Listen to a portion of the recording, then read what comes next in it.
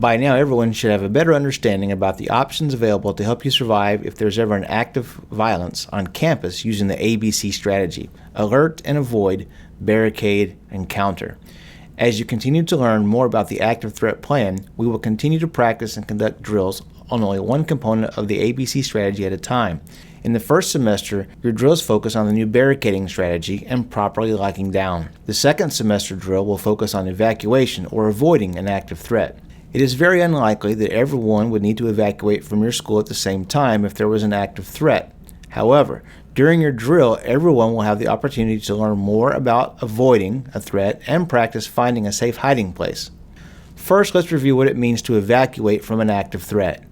To evacuate means to move away from a place of immediate danger as quickly as possible to a safer place where you can hide until the threat no longer exists and help arrives. Evacuation in order to avoid danger is a lot different from what you're used to doing when you evacuate during a fire drill.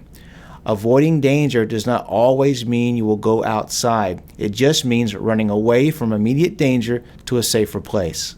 Here are some examples of how or when an evacuation may be a good choice if ever faced with a life-threatening situation. Evacuation from a hallway or a common area to a nearby classroom that can be secured from inside and locked or barricaded. Evacuation from a cafeteria where a lockdown is not possible into a safer room that can be secured from the inside, or you may need to leave the building entirely to get to safety. Evacuation from a gymnasium where a lockdown is not possible into a safer room that can be secured from the inside, or you may need to actually leave the gym entirely to get to safety. Evacuation from an athletic field, playground, or exterior common area, or any other outdoor location to a farther outdoor location or completely off campus. Evacuation from a classroom or a pod into another room that can be secured from the inside, or having to go outside the building entirely to get to safety. This may be your best choice if a dangerous intruder suddenly entered the same classroom where you were at. Knowing where to go when running away from a threat is as important as knowing when to go. Finding a place where you are out of sight is important. We sometimes call this concealment or camouflage.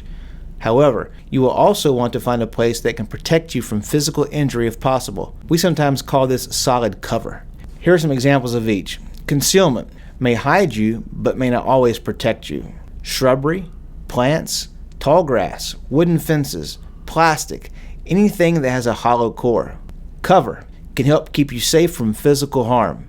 Parked cars or buses near the motor or a wheel, concrete walls, other solid buildings, large trees, or even a telephone pole. Remember these important things about an evacuation. You should not leave a relatively safe space for the vast unknown. The decision to evacuate is based on where the violence is happening. If there is an active shooter or violent attacker on campus, you should only evacuate if the location of the attacker is known and there is an exit that is easy to get to and will allow you to reach safety while avoiding the attacker. Avoid gathering together in large groups in wide open spaces. Leave your personal belongings behind. They slow you down. Running is okay. In fact, it is preferred in a life-threatening situation. However, during your drills, we will walk to avoid possible injury to students and staff. Avoid elevators and escalators. Alert and take others to safety with you, but do not stay behind because others refuse to go. Call 911 when it is safe to do so. Students should tell a responsible adult where they are when it is safe to do so. If evacuation or escape is necessary, you should try to do so by any means that you can. In a life-threatening situation, any path that can get you to safety is okay. Here are some examples: exit doors, fire doors, or emergency exits. Breaking a window and escaping through a window if it is safe to do so. Restricted areas normally only used by school staff. You will likely meet arriving police officers or sheriff's deputies during an incident like this. Students and staff should display empty hands with open palms, keeping your hands up near your head, and always obey the instructions of arriving police.